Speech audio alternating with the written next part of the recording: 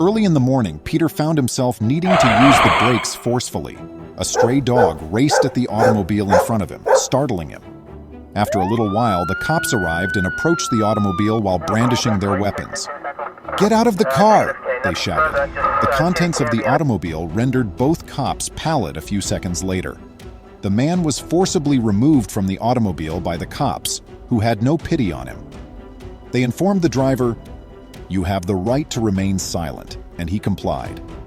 The driver's expression gave away that he was transporting illegal material and that he was a criminal. The police advised Peter to maintain a safe distance because they had no idea what to anticipate. It was obvious that the trunk held a significant item. The police were completely taken aback by what they saw when they opened the trunk. But what did the trunk contain?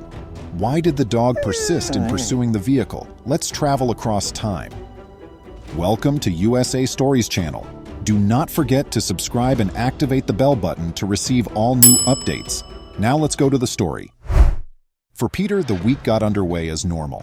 He was driving his usual route to work, getting his coffee on the fly.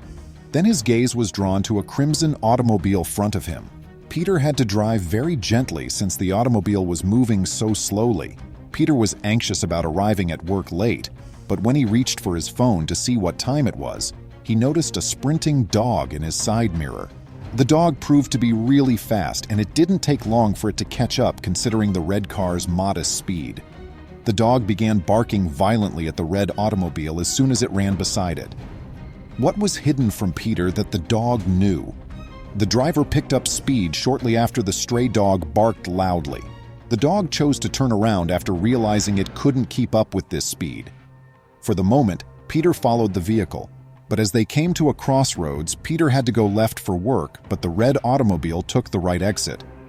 Peter had a lot on his mind, but he was at a loss for what to say. He would stalk out the Chase's street for the next few days. In this approach, he wanted to have deeper insight into the logic of this worrying circumstance. He would regret it later. It seems like Peter had wasted his time. After a few days off, Peter went back to work the next day and got in his car, contemplating how much work he still had to do. He noticed the red automobile again, hardly expecting anything. This time, when the dog got close to the automobile, it didn't take off. It drove beside it again, gently this time. The red automobile didn't begin to speed away until the dog began to approach it much closer and more aggressively. Peter made no hesitation. He took off after the red vehicle. Peter kept his distance from the red automobile without losing it somehow. He managed to jot down the license plate as he went for a notepad. Having opted to let the red automobile go, he now had enough information to investigate all of this further. Peter made the decision to see his father that evening. Not only was a visit from him long overdue, but his background as a veteran police investigator may prove to be quite helpful as well. Peter's dad gave a very enthusiastic response. He believed that, as a former detective, he was being left out of many challenging cases. He asked a lot of questions and listened intently, but one of those inquiries proved to be lethal. Peter said that the automobile was red when his father inquired about it, not giving it much thought. Suddenly, his father became pale. He fell completely silent and requested Peter to leave shortly after. What did Peter entangle himself and his father in? How could he know this? After a day, Peter had a single thought as he drove to work. To his astonishment, he didn't first notice the car and dog as he neared the infamous roadway. But things were about to significantly alter this morning. They were there. When Peter got to the end of the block, he saw the car pull up. The dog was barking like his life depended on it, and he was much more violent than normal. Soon, another visitor would arrive, traveling in the other direction. Peter moved across the police line. The cops activated their sirens as soon as they seen the red automobile. Peter watched his rearview mirror in an attempt to locate the police car. He saw with his own eyes that the police car had turned around and was pursuing the red automobile. Peter, who had been ignoring the dog for a short while, had to use the brakes right away to avoid running over the dog. Just in time, he was able to get his automobile to stop. Simultaneously, the cops managed to pull over the red automobile that was speeding. They attempted to get the dog to accompany them as they got closer to the automobile. Now that the dog had calmed down and the red automobile had nowhere to go, they would apprehend someone shortly. Peter saw the arrest of the red car's driver. He exited his own automobile with the intention of questioning the police about his need to observe and, more importantly, the reason behind the dog's pursuit of the car. However, he was then requested to turn around and place his hands behind his head. Peter was taken into custody. He managed to get a quick look at the driver of the red automobile before his head hit the hood. Peter's heart fell. The man appeared to be his father's old police colleague and was much older than he had assumed. However, Peter had to prove his innocence, so he couldn't afford to wonder. He tried to explain the problem to the cops, but they didn't appear to be listening, and instead threw him in the back of their car. Peter was off to the police station in no time at all. Peter kept asking the cops what his charges were since he was getting impatient. At last, they responded. "Sir, you're suspected to be involved in the criminal activities of Mr. James, who was arrested as well." All Peter knew at the time was that the man who had been detained was, in fact, the former partner of his father. Soon after, Peter's attorney showed up, and he was just as shocked as Peter. He inquired as to if Peter had recently observed anything strange about his father, maybe bringing up something regarding his ex-partner. Immediately, Peter wanted to reply that he didn't see much of his father, but then he thought back to the odd way his father had behaved the previous evening. Abruptly, the attorney got up, curious to know more. Peter told him how his father had been cooperative at first, but that after Peter brought up the subject of a red automobile, his father had been quiet and even angry. Peter's attorney suggested having a quick conversation with his father. After a little period, Peter asked to speak with someone and was given 5 minutes. He gave his dad a call. Peter's attorney suggested that instead of bringing up Mr. James's arrest, he should only inquire about him.